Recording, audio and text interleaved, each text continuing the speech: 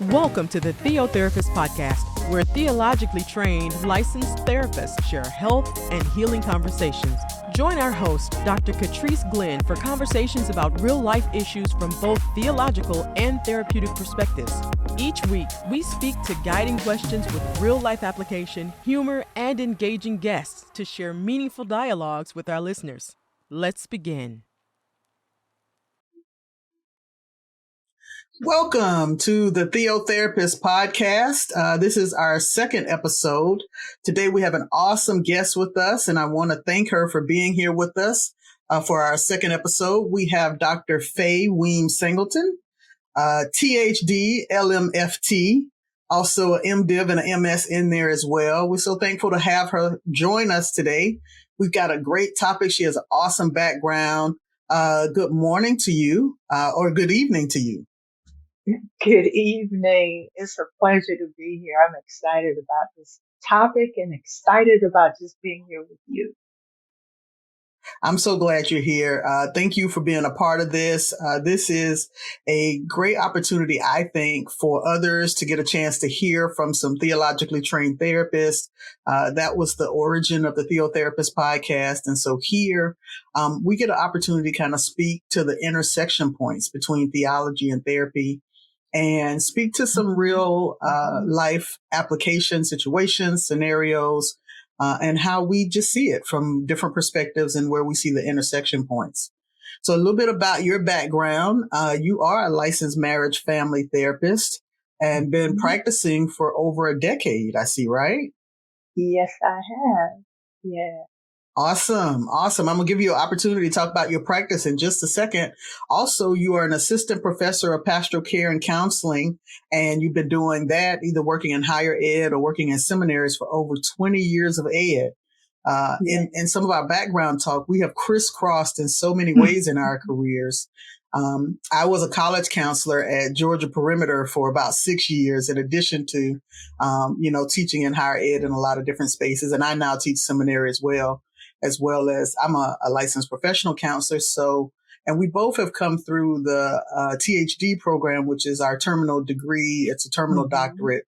And so it's just a great opportunity to have somebody who shares so many intersection points with me to come into the podcast. So welcome. You want to tell us a little bit more about your background or anything else you want to highlight? Well, as you said, I love the idea of how you have put this podcast together for us to really share and talk more about the intersection of psychology and spirituality and how we have navigated those kinds of spaces for quite some time. And many people, as you said, aren't even aware of our presence. And so this is great. I find in my practice that many people are oftentimes in spiritual crisis. Sometimes they are aware, sometimes not. But somehow or another, we always come back to that space. I am predominantly virtual right now in terms of my practice. It's amazing how during the pandemic, my clientele increased substantially. And so many of those persons prefer the virtual platform.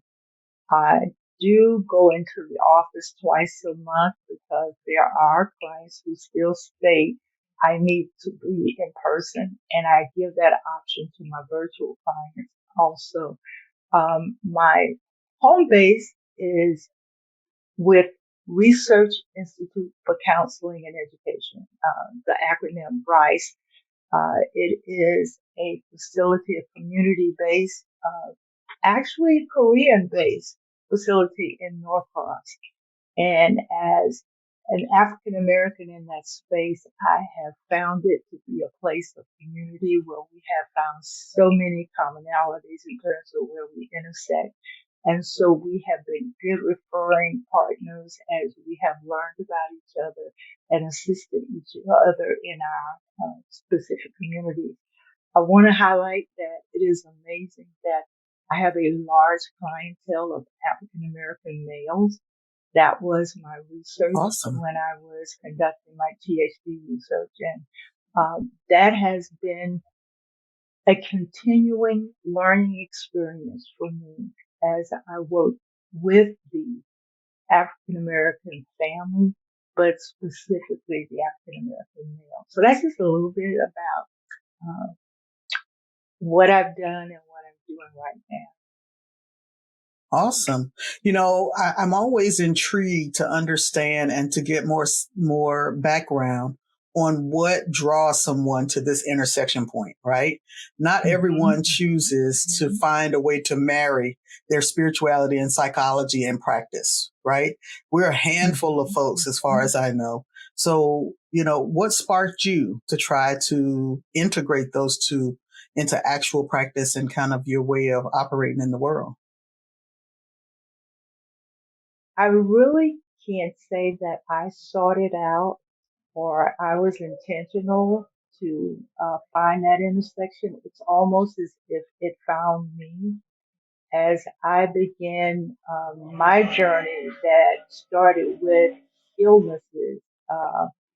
It's been about 15 years, and I ended up having 3 brain operations, 3 jaw surgeries, all within 6 years.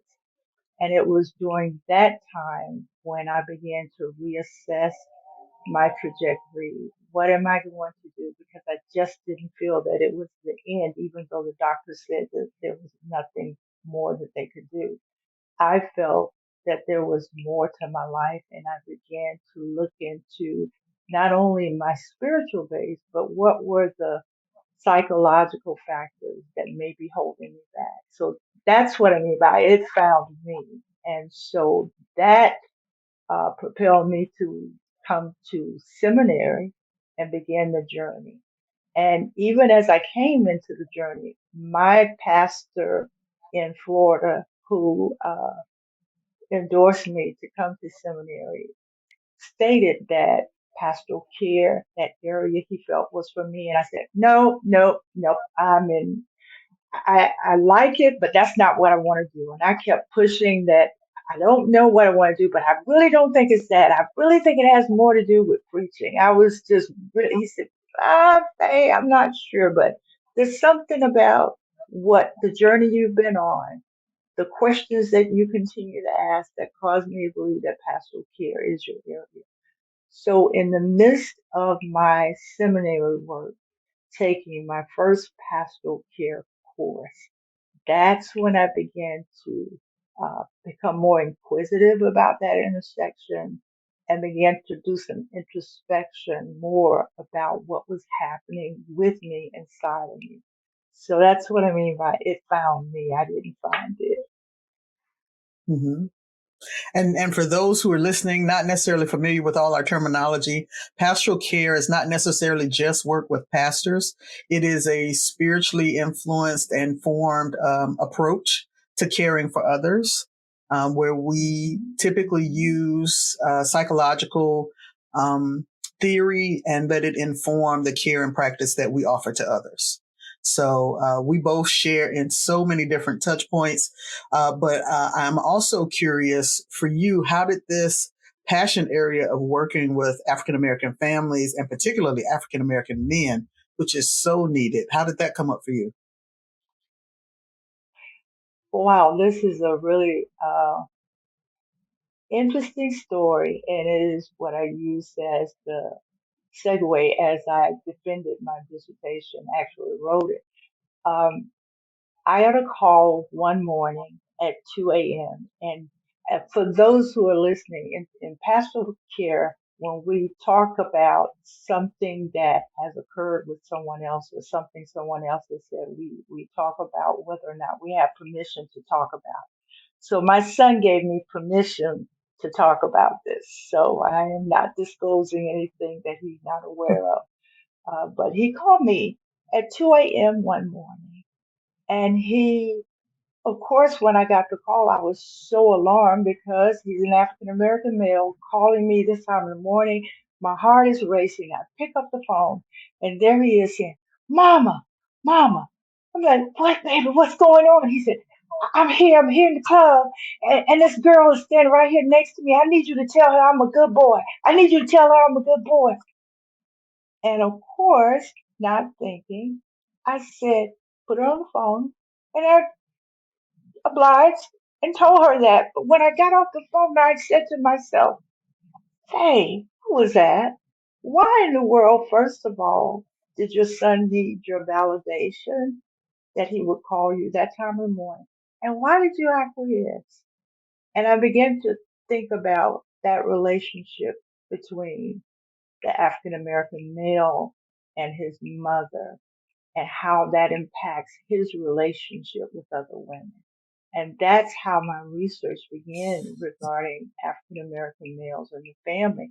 Wow. And uh, I started to look at attachment theory and how that attachment to mom impacts the relationship, how the detachment, the neglect, all kinds of issues that occur between a mother and her son impact his ability to engage, relate, uh, be communal. So many factors impact that relationship. Oh man, there's just so much need in the community in America, in particular, to work with African American men and have a space, a safe space, to process through Mm-hmm. different relationship dynamics, through Mm-hmm. personal identity and development issues. And so that's just awesome. First of all, there are very few Mm-hmm. folks who are able to stand in that gap, in that space, and say, hey, this is Mm-hmm. a safe space for you. This is a sacred space. Come in here. Right. And so Yeah. awesome that you're doing that. Today's topic kind of piggybacks off of that, in that the majority of folks that we're going to be talking about will be men to a great degree. Mm-hmm. Today's Mm-hmm. topic is one that, for us who are, pastoral theologians, who are pastoral care providers and practitioners, when we start talking about clergy and clergy leaders, our first thought is, are they getting care? Are they getting Mm-hmm. help? Mm-hmm. Right? Mm-hmm. And so today's Mm-hmm. topic for this particular episode, which I'm remiss in not saying in the beginning, is what happens when Mm-hmm. the pastor needs therapy, right? What happens when the Yeah. pastor needs therapy? So often, our clergy leaders, they often lead from a space of depletion sometimes. They lead in Mm-hmm. spaces where they're Mm-hmm. constantly giving and serving others. But it's usually when they make the news is when they've had some type of moral failure, or Yeah. they've had an incident of mental crisis. And that's when all of a sudden there is this great speculation about, how is it that that leader needed help? Don't they have faith? Or how is it that that leader didn't go get help, because they lead so many others? Mm-hmm. And so this is a topic Mm-hmm. that comes up a lot, kind of in common everyday conversation, but not usually from a perspective of looking kind of behind the veil. What do we do if the pastor needs therapy?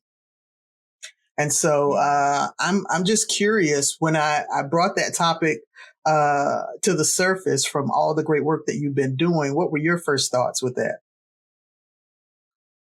I was so excited to know that you wanted to delve into that area because we have lost so many pastors over the last decade. Um, Many are dying in the pulpit.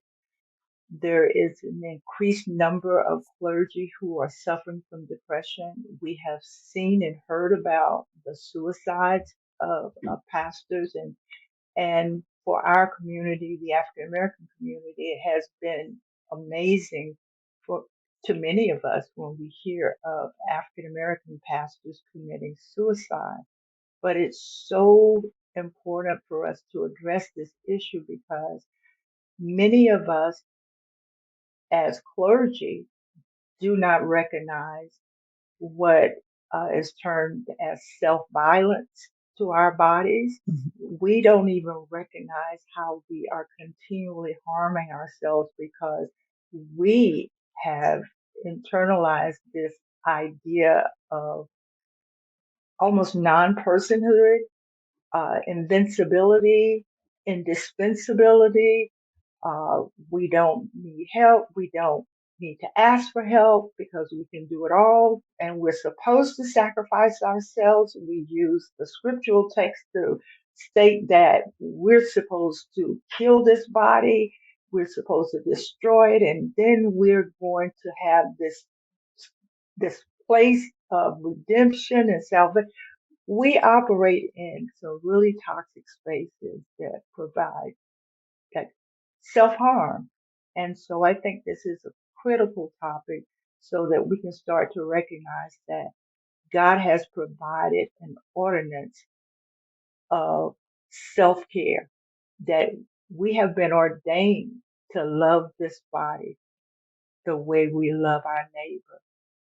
And that is an important commandment that we often neglect. I think that's so true. I think one of the things that comes up when topics like this come to the surface is, you know, how are pastors taught to take care of themselves, or are they even taught to take care of themselves?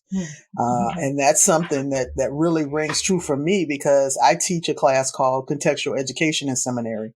And that basically is what would be equivalent to preparing pastoral leaders to, go out and navigate what it means to understand religious education, what it means to understand church and community, but also what does it mean to care for others and be caring for themselves. And so I always harp on, clergy care and what does that mean for them. And, I send my students to therapy if I feel like they need therapy. Yes. I make sure that they understand and appreciate, what it means to have a Sabbath. I make sure that they understand and appreciate what it means to avoid burnout. Those of us who caregive, who are caregivers by nature, by heart, by spirit, by call, we tend to pour and pour and pour and pour and pour. And one of the biggest challenges with clergy mental health is burnout. It's burnout, it's depletion, it's not feeling as though we either can pull away or should pull away, or are choosing to be empowered by pulling away. And so oftentimes that leads to us, in other words, getting into spaces that aren't healthy. When we think in general of clergy leaders, often they don't feel like they can share, right? They don't feel like they can just come out and say, hey, I'm dealing with a bout of anxiety right now, or I'm dealing with a bout of depression. In some places, they've demonized what those two titles mean, those two symptoms mean. So then how do they come back and say, but I'm feeling this myself? When you think of the state of clergy mental health, what's coming up for you? As I listen to you talk about burnout and persons not having a space that's safe, that is what resonates with me, is where is the safe space? And I know that many of the persons, because many of the clients that I work with, as well as my students, well, of course, in seminary, most of those are pastors, some are bishops, presiding elders. And so many of my clients are in that same lane. They have shared with me that for so long they did not feel they had a safe, non-judgmental space. And that is what's difficult to find. And I believe that that is one of the reasons that I have as many African American men, many who are clergy who come to me, because they are looking for a safe, non-judgmental space. And they're not often even understanding or aware of what's going on inside of them. They know something's wrong. They know they're tired. They're weary. They aren't feeling the way they did when they first answered the call. And so I think it's important for clergy to first be able to name the pain, to name the feeling. And if there's no safe space for that, that's what's so difficult for many of them. And so I said many of them, but I should be saying for many of us, because I know I am continually having to remind myself, what is that you're feeling, Faith? What's going on? Why is it that you woke up with that crook in your neck, that pain in your shoulder, your back? because our stress resonates in different parts of our body. And so that's information for us when we have those challenges. It's just like when we're driving our car and the engine light comes on and then it goes off. And many of us will say, well, I used to, I don't do it anymore. We see that light come on, go, oh, okay, it's okay. But our bodies are like that engine light. It'll flicker and tell us, okay, wait a minute, hold on, slow down. And then finally it stays on, and many of us ignore it because we don't know where to go. Where is that safe space? Where can I go? Because I don't understand what's going on in me. I know that I used to be able to preach all these sermons, go to all these things, but I don't want to go anymore. I'm tired. And most of us are not able to name what's happening and have no space to go. And finding a person who looks like us, who can hear and understand not only the psychological, those things that are happening as humans in person and intersecting with the theological aspects is also difficult. Mm-hmm. So I know I went You on, know, but I'm just thinking about the difficulty it is in finding that space. it is, and being open and being vulnerable in that space, right? Because there's a Yeah, self-judgment yeah. too of, should I be going into these spaces and bearing that I Mhm, don't have it mhm, together, bearing that, mhm, I'm struggling. mhm. Three Yeah. particular incidents came up for me. One, following this major pandemic and so many clergy who poured out so much during the pandemic to others, and the amount of, grief counseling they had to do, the amount of Mhm, consoling, the constant, mhm, funerals mhm, and just all types of things that clergy had to deal with. That pandemic response, that stands out to me. A second mhm, thing that stands out to me, and this is something that all the way through seminary and beyond, I continue to see clergy struggle with, is their own grief. When a mhm. close family member dies, like I've seen pastors preach their mother's funeral. And I know in Yeah. seminary, sometimes they think that that's a good thing, preach your way through. But I'm thinking, but when are you allowing yourself space to grieve the Mhm, loss of this mhm, person mhm, so close to you? And so, it's spaces of grief. I think about women in ministry who struggle, in male dominated mhm, spaces for mhm, acceptance, for even a mhm, space to be able to offer the same care.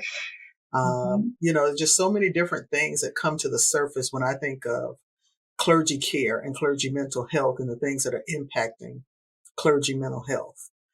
And I think, this is just scratching the surface.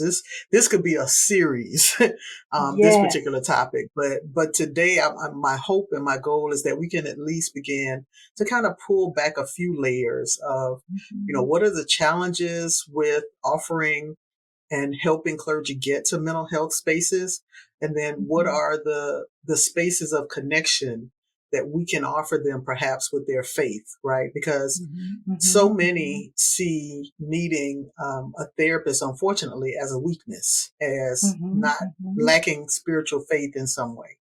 mhm, Versus, I tell folks this all the time. If you've got hypertension, if you've got diabetes, you will take the mhm, meds.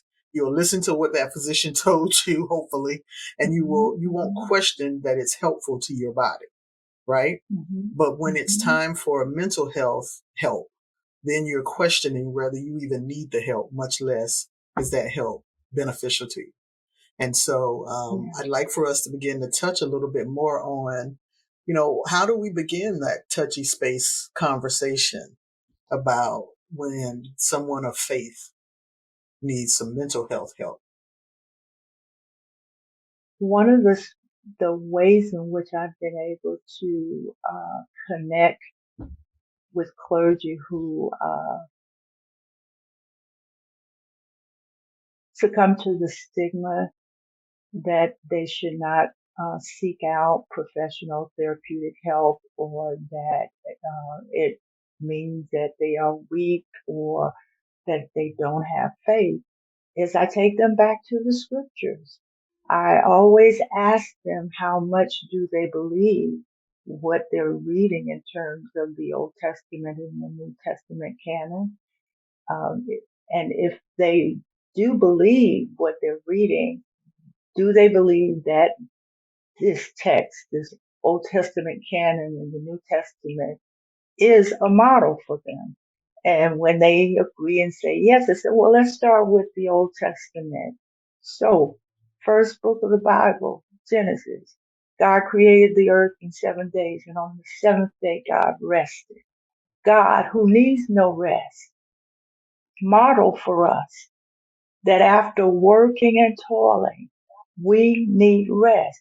Why do you think God would do that? And then in the New Testament, we have Jesus who modeled it several times, sleeping in the boat when the disciples were, Master, do you not care? But one of my favorite passages is Mark 6:31, when we always talk about how the 5,000 and how many people that Jesus fed, but we neglect to talk about the fact that he told the disciples to sit down and rest. We neglect those passages where Jesus is talking about rest, where Jesus took time away. And I think the best way to really engage in that kind of conversation is to utilize the scriptures from which they're teaching from, and that being a starting place, and then move to that space of their humanity, that Jesus, who is divine, in his human body, modeled for us that human body needs rest. And so that's the place where I start, and I think is the place where it has been helpful. hmm I think that definitely would speak to those who resist that. Hey, I'm supposed to keep going. I'm supposed to keep going. One of the things that I've seen limp alongside many clergy leaders is workaholism. That Mm-hmm. need to constantly be producing or be doing something or be on the go or be available to any and everyone at all times of the day and night. I've talked to clergy who can't really take a family vacation because they want to be accessible to others outside of their family, in Mm-hmm. case a need comes up. Mm-hmm. And a lot of that Mm-hmm. stems from this inner battle, this inner working of, Mm-hmm. but I've got to be good Mm-hmm. enough. I've got to keep producing because I have to do it, right? And that's Yeah. so detrimental, right? Yeah. That space where you feel like you can't pull away or something bad is going to happen. That Yeah. oftentimes creates deficit. It creates lack in any of us. For women or for people who are not in the in clergy spaces, strong woman syndrome, same kind of concept. I've always got to be Yeah. pouring out. I've always got to make sure this person's got something, the person who can never sit down, the person who can never Mm-hmm. just rest and relax. And eventually that's going to wear on your body, your mind, and your spirit. Yeah. What is it? Is it the Um, Martha versus Mary dilemma? yeah. And I'm so glad you brought that scripture up because um, when I exegete that passage from a woman's perspective, I'm looking at Martha, who doesn't recognize that when Jesus said one thing that, we focus on that one thing being, oh, Mary knew how to sit at Jesus' feet and get everything she could. But that one thing could have also been that Mary knew how to stop, that she didn't have to continue to do everything. And Martha was having difficulty with seeing, wait a minute, you know how to stop all the stuff that needs to be done, and you just stop and spend time with Jesus. And I think that's something that we need to do. But one of the books that I use in several of my courses is Rest in the Storm by Kurt Byron Jones. And in that book, he speaks of a person by the name of Kevin Miller who came up with the 3 A's that causes clergy members not to rest, not to get the care that they need, to overwork to the point of burnout. And he said it is adrenaline, affirmation, and achievement. He said that we strive for achievement. It feels good. Adrenaline, we know, gives us that temporary but not long lasting rush or high. And we seek those words of validation outside as opposed to finding it internally. And that was an area that I myself had to reckon with early in my pastoral career, not pastoral care, but pastoral career. I recognized that I did not know one of the most sacred words in the Bible to me is no, being able to say no, because no sets boundaries, no make sure that I adhere to the ordinances, love myself as I love my neighbor. And that B clause, which says upon this commandment hinges all the other commandments. I had to reckon with the fact that I had difficulty saying no because I love the acclaim. I love that feeling of, oh, they think that I can do it. And even though we won't admit it, because that's what I mean by naming the pain, we have to be brutally honest with ourselves about what drives us, what makes us feel good, even if it's toxic. I knew that I loved the idea of people thinking I was the only one that could do it. I love that feeling that people felt. I was safe. I was full of the Holy Ghost. I was fired. I liked that. It felt good. And I had to reckon with, okay, it feels good, but is this integrity? Is this authentic? Is this what I was called to do? Is this right with me and God? And is this helpful or harmful? Is this life-giving or life-limiting? And then I started backing up and I started saying no. And of course, people have difficulty when we start saying no. But one thing I've learned is people will adjust if we can just set those boundaries. But those three A's really keep us in that space of overdoing and overworking. And we have to be brutally honest with ourselves. Okay, what's driving me to continually say yes, yes, yes? You know, I think those three things highlight so many different journeys, right? People who Yeah. are finding ways to navigate through. And sometimes, you know, if we can be honest with ourselves, you know, we can get some help in those areas. But it's the being Yeah. honest with ourselves part Mm-hmm. Mm-hmm. that is the, you know, it's the journey, right? That's the challenge. It is. First being It honest with is. ourselves and then being able to share it with someone else. But this But is such a great conversation. Oh, go ahead. I was just going to say, unfortunately, the church has not taught us to really be honest. It has not made it safe for us to be honest. And it certainly has not made it safe for the pastor. When pastors are idealized, uh, congregants are sitting there. Sometimes their transferences, oh, that could be my daddy. Oh, that could be my husband. Oh, that could be my wife. We unfortunately in these positions buy into these idealized versions of ourselves, not even recognizing it. And so I think that it's so important that honesty, we've got to recognize not only what we're feeling, but recognize how we've been idealized and the Mm-hmm. idolatry that occurs in the church because we're not allowing people to be honest and then work through it. That honesty Right. is not about accepting It's about, okay, now that I know what's going on, how do we work through this, or how do we manage this?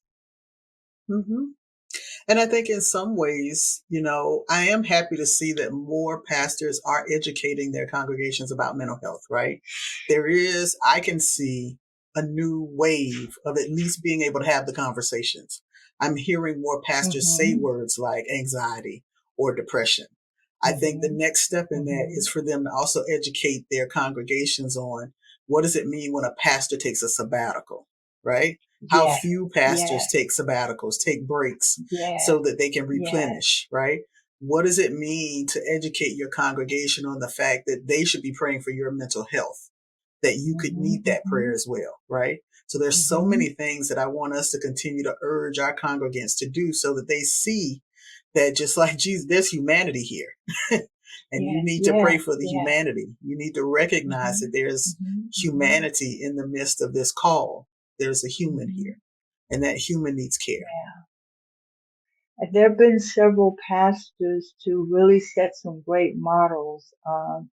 And one who, when he took the 6 month sabbatical, the church culture, oh, they really had a difficult time with it, but they did not realize that he had taken the time, almost a year, to teach his congregation from the scriptures about rest, what rest was about, what the Sabbath is. The Sabbath has nothing to do with Sunday, that the Sabbath means rest and that sabbaticals are necessary, so that when he did take his time off, the church didn't miss a beat. And this was during the pandemic. They didn't lose money. They didn't lose congregants. And so we do have to teach from the pulpit these concepts that are necessary for us to survive, concepts that are actually right in line with the teachings of Christ. And so that's important.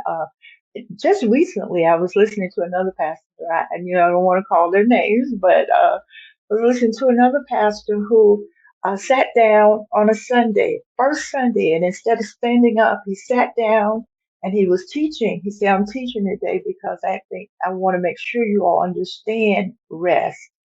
And he talked about the uh, many deaths that he had in his family and preaching those sermons, and how he took time off and why he took time off and why later on he took time off and how important it was. And he started talking with them and teaching them.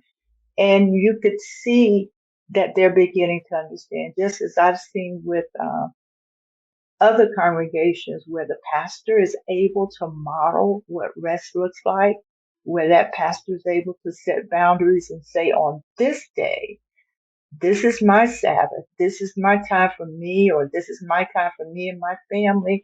I need you to contact the associate, assistant, whomever, and they are firm in those boundaries. I have seen those congregants then establish their own Sabbath and start that practice. So the pastor has not only the responsibility of teaching, but they have to model that practice as well. And I think that could make such a big difference. It would take care of Definitely. the pastor and it would take care of the congregation. The congregation would take care of themselves. This is such a rich conversation. You're going to have to come back. You're going to have to come back another day. Oh, wow. Maybe not on your Sabbath, but definitely another day. Oh, This is just scratching the surface, but I think it's yeah. so necessary, right? Just Yeah. mentioning this title to a few people, and they were intrigued just at the thought, at the notion of the pastor needing therapy. And Mm-hmm. so I think there's a lot more Mm-hmm. education to be Mm-hmm. done, but I think there's a lot more willingness that needs to happen. Willingness to see Yeah. clergy as humans, and clergy being willing Mm-hmm. to do the things that are necessary so that they can be healthier long term.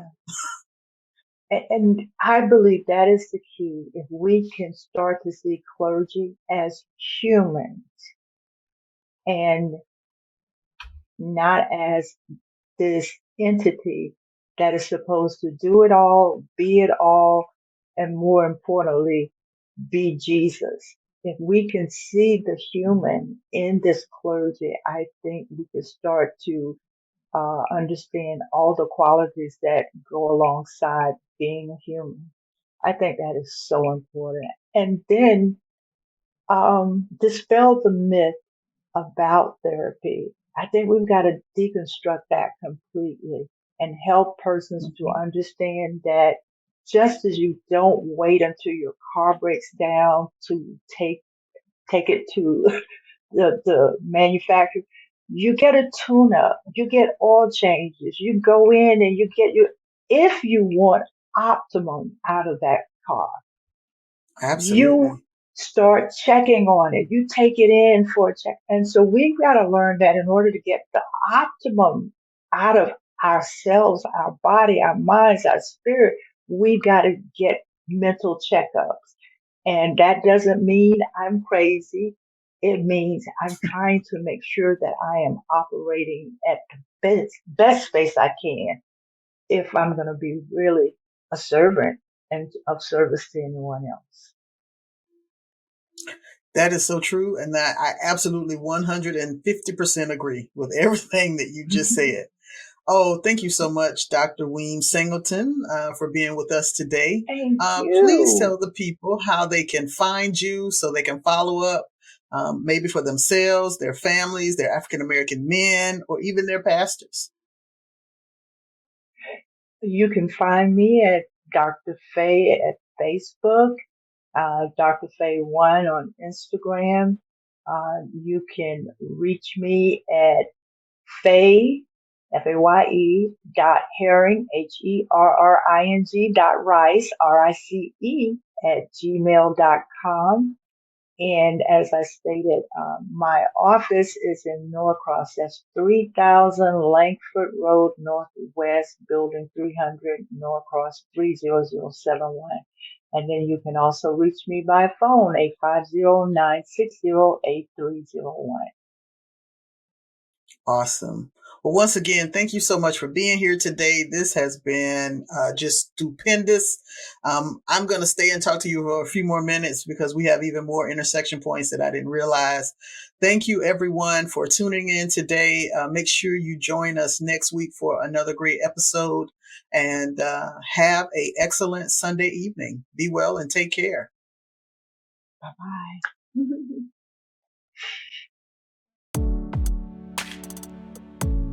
Check out Dr. Glenn's new journal series titled Brain Dump Journals for the Busy, available on Amazon. Visit our websites for more information at thetheotherapist.com or catriceglenn.com.